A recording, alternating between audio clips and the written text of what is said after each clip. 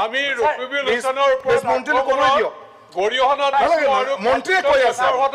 please honourable Congress চৰকাৰ 2001 honourable minister honourable minister honourable minister honourable minister please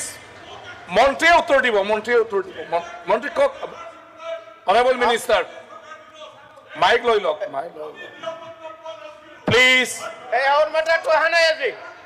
Rakibul হুছেইনৰ মেটাৰটো আহিছে please sir মই add কৰিব খুজিছো মই উত্তৰ দিব খোজা নাই প্লিজ আমাৰ 0 আৱাৰ আছে এনেকুৱা হৈ থাকিলে 0 আৱাৰ সব গুচি যাব টাইমটো স্যার মই কথা ক'ব লগা মই স্যার কথা এটা এড কৰিব খুজিছো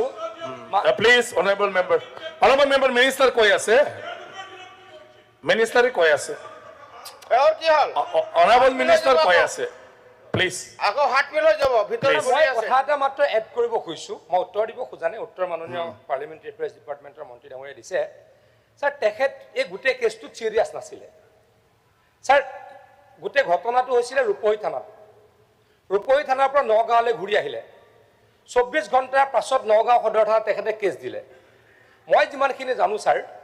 নগাঁও সদৰ থানাত তেখেতক কোৱা আপুনি সাফাই কেলে গায় আছে অখিল গগৈ আপুনি বোলে অখিল গগৈ বহক কংগ্ৰেছ মানে আপুনি সাফাই কেলে বহক তেখেতে সাফাইটো কেলে গগৈ আপুনি বহক তেখেতো জড়িত নেকি আপুনি বহক আৰে মন্ত্ৰীয়ে জবাব দিব মন্ত্ৰীয়ে জবাব ঘটনাটো তেখেত দি আছে সাফাই আপুনি বহক এৰো সাফাই কেলে দিয়ে অখিল গগৈ ডাঙৰীয়া প্লিজ অখিল গগৈৰ ৰেকৰ্ডত নাযাব অকল মন্ত্ৰী যাব তাৰ পাছত তেখেতটো এইটো বিভাগৰ মন্ত্ৰী নহয় প্লিজ এইটো বিভাগৰটো মন্ত্ৰী নহয় পাৰিলে ময়ো ক'ব পাৰিম আৰে অথৰাইজ দিলে সবে পাৰে বহক না প্লিজ সন্মানীয় তেওঁ নিজে লগাই মৰাইছে আমি এই বিষয়ে অলৰেডি সিদিনাও আলোচনা কৰিছে চৰকাৰে ষ্টেটমেণ্ট দিলে আজি এডজৰ্ণমেণ্ট একশ্যন টেকিঙৰ বিষয়ে জনাইছে মই তাৰ কাৰণে হাউচ এডজৰ্ণ কৰি আলোচনা কৰাৰ মানে কিবাটো আজি দিব নোৱাৰো কাৰণ আমাৰ ৰুল 50 ডিছকাছন আছে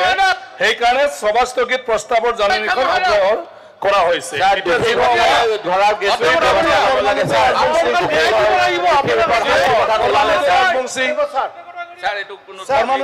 শাস্তি দিব একো কথাই কোৱা নাই আৰক্ষীৰ ওপৰত তদন্ত হ'ব এইবিলাকো কোৱা নাই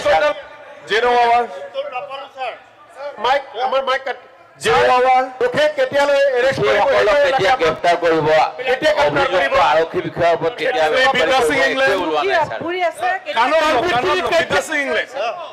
কাণত লৈ ফালে কৰক জিৰ' আৱাৰ